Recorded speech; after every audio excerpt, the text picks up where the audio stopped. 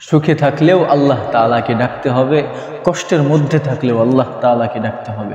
আমি যে অবস্থাতেই থাকি না কেন, সর্ব অবস্থাতেই আল্লাহ তাআলার শুকরিয়া আদায় করতে হবে। সর্ব অবস্থাতেই আল্লাহ তাআলার সন্তুষ্টির জন্য আমাকে শুকরিয়া আদায় করতে হবে, কৃতজ্ঞতা আদায় করতে হবে। কারণ এই সুখ দেওয়ার মালিকও ওই রব, কষ্ট দেওয়ার মালিকও ওই রব। আল্লাহ তাআলা বলেন, যাহারাল ফাসাদু ফিল বাররি ওয়াল বাহরি বিমা কাসাবাত আইদিন নাস। মানুষ যত বিপদে পড়ে, মানুষ যত ঝামেলায় পড়ে, মানুষ যত কষ্টে পড়ে, সমস্ত কিছু মানুষের দুই হাতের কামাই। এই জন্য এটাও আছে। আবার আল্লাহ তাআলা তার নেক বান্দাদেরকে পরীক্ষা করার জন্যও মাঝে মাঝে কষ্ট, মাঝে মাঝে ঝামেলা, মাঝে মাঝে বিপদ চতুর্দিক থেকে দেখেন ঘিরে ফেলবে। তো এইরকম যে অবস্থাতেই থাকি না কেন, হয়তো আমার কর্মফলের জন্য আমার উপরে এই কষ্ট এসেছে, অথবা আমাকে আল্লাহ তাআলা পরীক্ষা করার জন্য আল্লাহ তাআলা আমাকে এই ঝামেলা, এই বিপদ, এই সমস্ত ঝামেলা বিপদ দিয়ে আমাকে আঁকড়ে ধরে রেখেছে। হযরত আইয়ুব আলাইহি ওয়াসাল্লামের নাম আপনারা শুনেছেন হয়তো। তিনি একজন নবী ছিলেন। আল্লাহ পাক রব্বুল আলামিন তাকে ৭০টা বছর সুখ, শান্তি, টাকা পয়সা, অর্থ, বিবি, বাল বাচ্চা, রাজত্ব, ক্ষমতা সমস্ত কিছু দিয়ে আল্লাহ তাআলা তাকে পরিপূর্ণ করে রেখেছেন। কিতাবের মধ্যে আসছে, আইয়ুব আলাইহি ওয়াসাল্লাম গোসল করতে যাইতেন। আসমান থেকে আল্লাহ তাআলা আইয়ুব আলাইহি ওয়াসাল্লামের কোষের মধ্যে ঝরঝর করে বৃষ্টির মতন স্বর্ণের ফড়িং আল্লাহ তাআলা আইয়ুব আলাইহি ওয়াসাল্লামকে দান করতেন। আর ফড়িং চিনেন তো আপনারা, আমরা ছোটকালে যেগুলো ধরতাম আর কি, এইগুলা। তো আল্লাহ তাআলা এরকম বৃষ্টির মতো তাকে স্বর্ণের ফড়িং দান করতেন। আইয়ুব আলাইহি ওয়াসাল্লাম এই ফড়িং সমস্তগুলা গুছায় তিনি নিয়ে যাইতেন। আল্লাহ তাআলা বলতেন, আইয়ুব, তোমার এতগুলা স্বর্ণ লাগবে, এই এতগুলা আমি দান করলাম, তুমি সব নিয়ে নিলা? আইয়ুব আলাইহি ওয়াসাল্লাম বলেন, মনিব, আপনি আমাকে দান করেছেন, আর আমি তো আপনার গোলাম। মনিব দান করবে আর গোলাম নিবে, এটাই তো স্বাভাবিক। আপনি শুধু দেখেন আপনার শুকরিয়া আদায় করেছে কিনা, আপনার কৃতজ্ঞতা আদায় করেছে কিনা।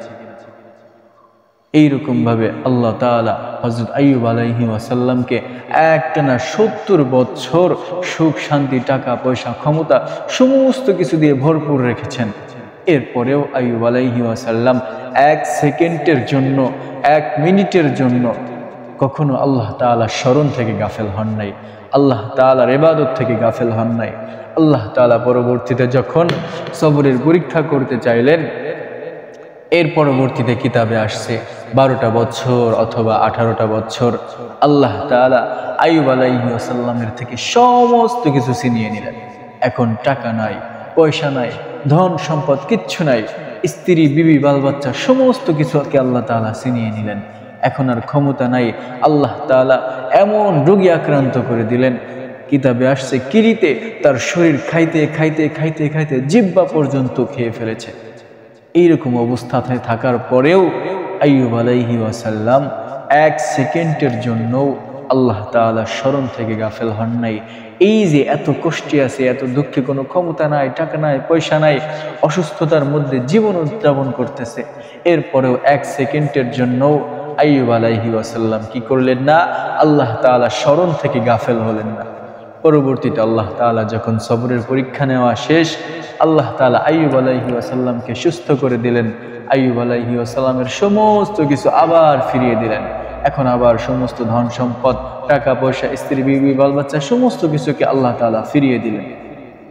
পরবর্তীতে আইয়ুব আলাইহি ওয়াসাল্লাম তার মালিক আল্লাহ তাআলাকে বলতেছেন, ও মালিক, তুমি যে আমাকে একটানা ৭০ বছর আমাকে সুখে, শান্তি, অর্থ সমস্ত কিছু দিয়ে, টাকা পয়সা, ক্ষমতা সমস্ত কিছু দিয়ে ভরপুর রেখেছিলা, আবার কিছুদিন পরে ১২টা বছর অথবা 18টা বছর কিতাবে আসছে, এই 18টা বছর আমার টাকা পয়সা সমস্ত কিছু, ধন সম্পদ, এমনকি আমার পুরো শরীরটাকে তুমি কিরির বাসা বানিয়ে ফেলে দিলে। কিরি পোকায় আমার শরীর খাইতে খাইতে আমার জিহ্বা পর্যন্ত খেয়ে ফেলে দিল। মালিক, একটা বিষয়, এর থেকে আমি না হয় একটু কষ্ট পেয়েছি, কিন্তু আমার একটা জানার বিষয়, আল্লাহ, এর থেকে তুমি কি পেয়েছো? আল্লাহ তাআলা বলে, আইয়ুব, এই যে 70টা বছর আমি আল্লাহ তাআলা তোমাকে সুখ শান্তি টাকা পয়সা ধন সম্পদ সমস্ত কিছু দিয়ে পরিপূর্ণ রেখেছি, আমি এরপরেও দেখেছি আইয়ুব যে তুমি এত কিছু থাকা সত্ত্বেও এক সেকেন্ডের জন্য আমার স্মরণ থেকে গাফেল হও নাই, আমার ইবাদত থেকে গাফেল হও নাই। পরবর্তীতে আমি তোমাকে পরীক্ষা করার জন্য, সবরের পরীক্ষা করার জন্য পরবর্তীতে 18টা বছর অথবা 12টা বছর আমি আল্লাহ তাআলা তোমার থেকে সমস্ত কিছুকে ছিনিয়ে নিয়েছি।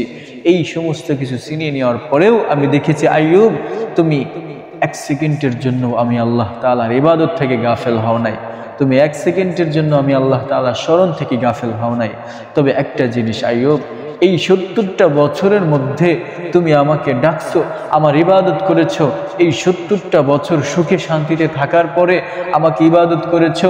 এই ইবাদত পেয়ে, এই ডাক শুনে আমি যতটুকু তৃপ্তি অর্জন করেছি, আমি যতটুকু সুখ পেয়েছি, এই ডাকে আমি যতটুকু সুখ পেয়েছি, এর থেকে এই কষ্টে থেকে 12টা বছর অথবা 18টা বছর যে তুমি আমাকে এই কষ্টের মধ্য থেকে আমাকে ডেকেছো, এই 70টা বছরের থেকে এই 12টা বছরের সুখে, এই 12টা বছরের আমাকে ডাক দেওয়ার কারণে আমি আল্লাহ তাআলা বেশি সুখী শান্তি হয়েছি, বেশি আনন্দিত হয়েছি, বেশি সুখ পেয়েছি।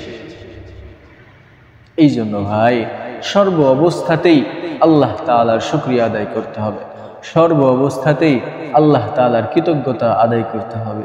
যে অবস্থাতেই থাকি না কেন, সর্ব অবস্থাতেই আল্লাহ তাআলার শুকরিয়া আদায় করতে হবে।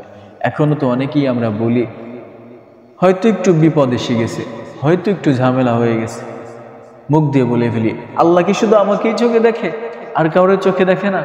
না ভাই, এটা বলা যাবে না, এটা শিরকের পর্যায়ে চলে যায়। এই জন্য আমরা যে অবস্থাতেই থাকি না কেন, সর্ব অবস্থাতেই আল্লাহ তাআলার শুকরিয়া আদায় করব, সর্ব অবস্থাতেই আল্লাহ তাআলার